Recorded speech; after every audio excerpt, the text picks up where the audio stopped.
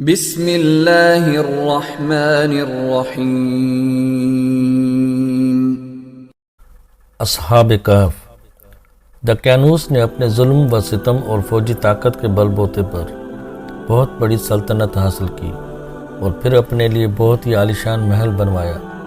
غرور اور تکبر کے ساتھ تخت پر بیٹھا، اپنے لیے کچھ وزیر اور کچھ محافظ منتخب کیے اور پھر حکومت کرنے لگا۔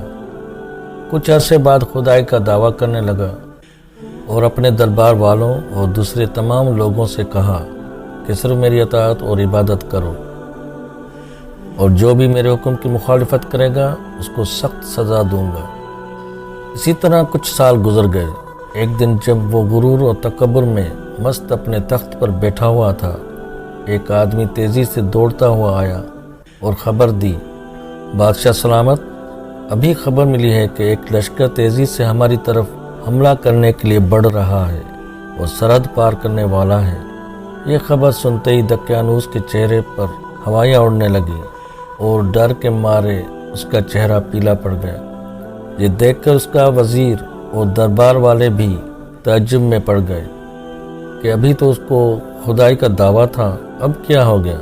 اس کا ایک وزیر سوچنے لگا، دقیانوس خدا ہونے کا دعویٰ کرتا رہا اور لوگوں سے کہتا ہے کہ تمام چیزیں میری قبضے میں ہیں، کیونکہ وہ بھی کھانے اور پانی کا محتاج ہے، کبھی خوش ہوتا ہے اور کبھی ڈرتا ہے، کبھی جاگتا ہے اور کبھی سو جاتا ہے۔ یہ سب کام تو خدا کے نہیں ہو سکتے، یہ صفات خدا کے لیے نامناسب ہیں۔ اور دقیانوس کے خدا ہونے کے سلسلے میں باتیں ہونے لگیں۔ میں اس نتیجے پر پہنچا ہوں کہ دقیانوس ایک کمزور اور ناتواں مخلوق ہے۔ وہ صرف خدائی کا دعویٰ کرتا ہے، ورنہ حقیقی خدا وہ ہے جو حکیم، عالم اور اس پوری کائنات کو پیدا کرنے والا ہے۔ اس کے دوستوں نے بھی اس کی باتوں پر غور کیا اور پھر سب نے اس کی تائید کی۔ تب انہوں نے طے کیا کہ دقیانوس کے شر سے بچنے کے لیے ہمیں اس شہر سے نکلنا ہوگا، اور آخرکار پورے ارادے کے ساتھ شہر سے باہر نکلے اور ایک بیابان کی طرف چل دیے۔ راستے میں ان کو ایک چرواہا ملا۔ انہوں نے کچھ دیر اس کے پاس آرام کیا، اس سے باتیں کرنے لگے۔ صحراؤں اور پہاڑوں سے گزرتے ہوئے وہ ایک غار کے پاس پہنچے اور سوچا اس میں ذرا چل کر آرام کیا جائے۔ سب لوگ آرام کرنے کے لیے لیٹ گئے۔ تھکاوٹ کی وجہ سے انہیں فوراً نیند آ گئی اور کتا بھی غار کے کنارے سو گیا۔ یہ با ایمان اور صالح جوان سالوں تک اسی طرح سوتے رہے۔ جب بیدار ہوئے تو سورج ڈوب رہا تھا، لہٰذا وہ سوچ رہے تھے کہ ہم فقط ایک دن سوئے ہیں۔ پھر ایک دوسرے سے پوچھنے لگے، ہم کتنا سوئے ہیں؟ صرف ایک دن، بلکہ اس سے بھی کم۔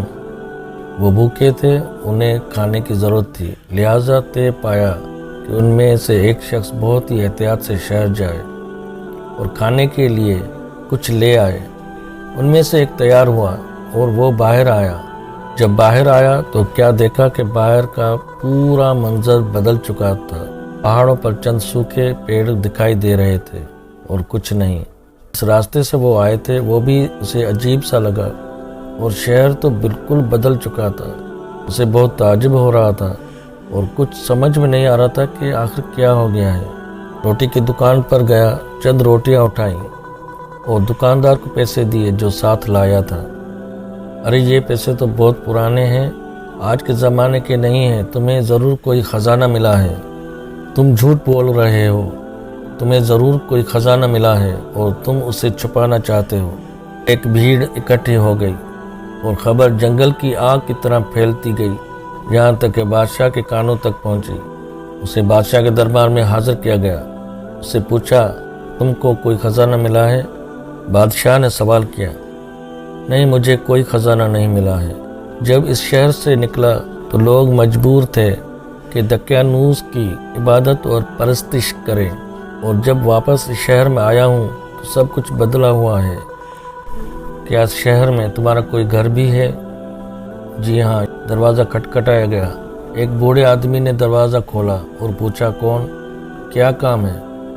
بوڑھے نے پوچھا تو اس جوان نے اپنا نام بتایا اور گھر کی کچھ نشانیاں بتائیں۔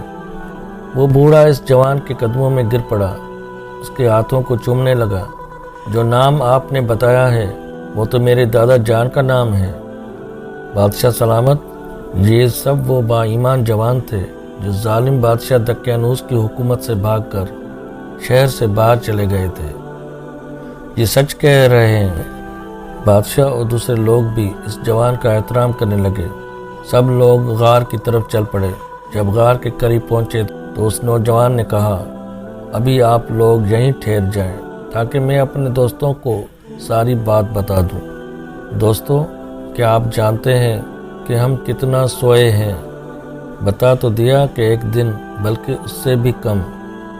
نہیں دوستو، بلکہ ہم لوگ 309 سال تک سوئے ہیں۔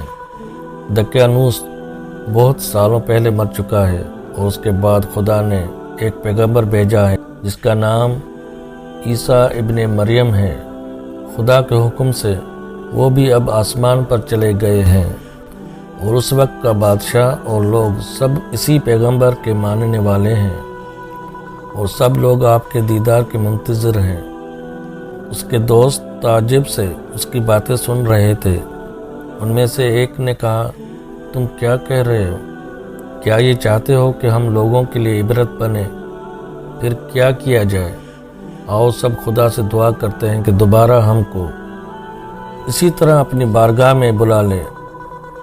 خدا نے ان کی دعا قبول کر لی اور وہ پھر سے ہمیشہ کے لیے سو گئے۔